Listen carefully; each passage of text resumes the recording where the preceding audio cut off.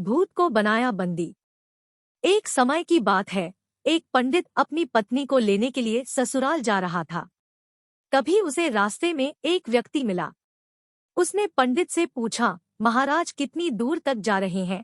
पंडित ने कहा कि मैं अपनी पत्नी को ससुराल से लाने जा रहा हूँ। हैरानी से उस व्यक्ति ने पंडित से कहा कि आप पितृपक्ष में पत्नी को लेने के लिए जा रहे हैं। क्या आप जानते नहीं हैं कि इस महीने में किसी तरह का शुभ कार्य नहीं किया जाता?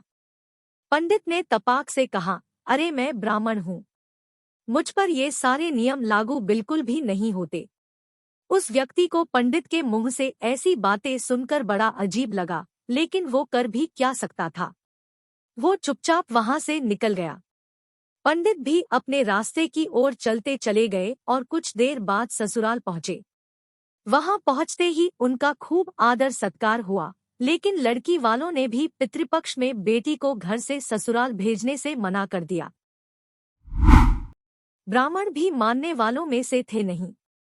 उन्होंने जिद पकड़ ली कि वो अपनी पत्नी को लेकर ही जाएंगे और होते होते वो अपनी पत्नी को लेकर अपने घर की ओर निकल पड़े। रास्ते में कुछ देर आगे बढ़ने पर पंडित को जोर से प्यास लगने लगी। सामने ही उन्हें कुआं नजर आया। वो वहां गए और रस्सी को खींचकर पानी निकालने लगे। उसी वक्त एक व्यक्ति भी वहां पहुंचा और उसने पंडित से अपने लिए भी पानी निकालने के लिए कहा। जैसे ही पंडित उसके लिए पानी निकालने लगे तो उसने पंडित को उठाकर कुएं के अंदर डाल दिया और पंडित के भेष में उसकी पत्नी के साथ रास्ते में आगे बढ़ने लगा।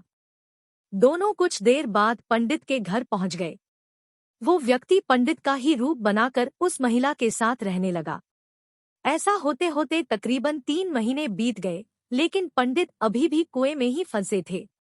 कुछ दिनों बाद उसी कुएं के पास से एक व्यक्ति अपनी बैल लेकर गुजर रहा था। बैलों के गले की घंटी की आवाज कुएं के अंदर फंसे पंडित के कानों पर पड़ी। तभी पंडित जोर से चिल्लाया, बचाओ बचाओ, कोई है तो मुझे बाहर निकालो। बैल लेकर जा रहे आदमी को लगा कि कुएं से कोई भूत बोल रहा है। फिर भी वो हिम्मत करके कुएं के पास गया और पूछा, कौन हो तुम? पंडित ने कुएं के अंदर से ही उस व्यक्ति को अपने साथ हुई पूरी घटना के बारे में बता दिया। सब कुछ सुनकर उस इंसान का दिल भर आया और पंडित को कुएं से बाहर निकाल लिया। कुएं से निकलते ही पंडित फटाफट अपनी पत्नी से मिलने के लिए गांव पहुंच गया। वहां जाते ही उसे पता चला कि उसी के भेष का एक इंसान गांव में रह रहा है। पंडित ने अपने पिता को बताया कि मैं आपका असली बेटा हूँ। इसने मुझे कुएं में धक्का मार दिया था और मेरा रूप लेकर यहाँ आ गया है। यही बात पंडित पूरे गांव वालों को बोलने लगा, लेकिन किसी ने उसकी बात पर भरोसा नहीं किया। बात इतनी बढ़ी कि राजा के पास तक पहुंच गई। राजा ने पूरा मामला सुनने के बाद एक बड़ा सा चबूतरा बनवाकर पूरे राज्य के लोगों को बुलाया। साथ ही एक लोटा भी वहां रख दिया।